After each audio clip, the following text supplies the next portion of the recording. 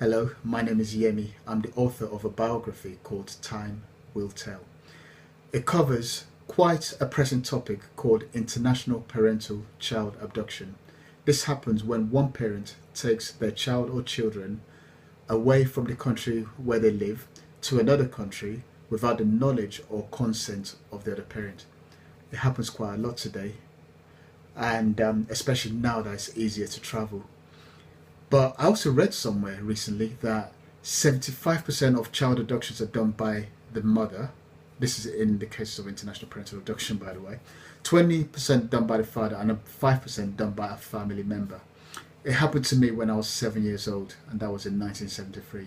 Back then, my sister was just 5 when my dad came home and told our childminder that he was taking us out for the rest of the day. Naturally, we were really excited, especially when we saw aeroplanes. I actually don't remember boarding a plane, but we did, and we ended up in Lagos, Nigeria. So I was 7 when we left London, and I was 22 when I returned. In between, so the 14 years in between, we didn't get to see my mum.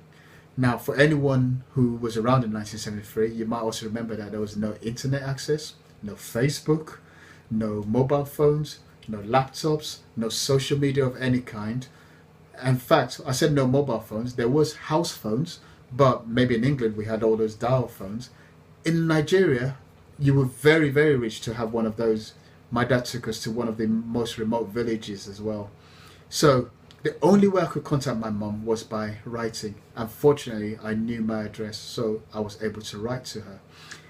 14 years is a long time to have to put up with the stark contrast of the entire atmosphere, a new family, new language, new way of life, new schools, new friends, new family, so many things. It led to a lot of breakups in our family. I wouldn't speak to my mum for many years, and I wouldn't speak to my father either for many, many years. But then as a man in my 40s, I had to reconcile with both parents. It took a lot of time and a lot of courage to do that.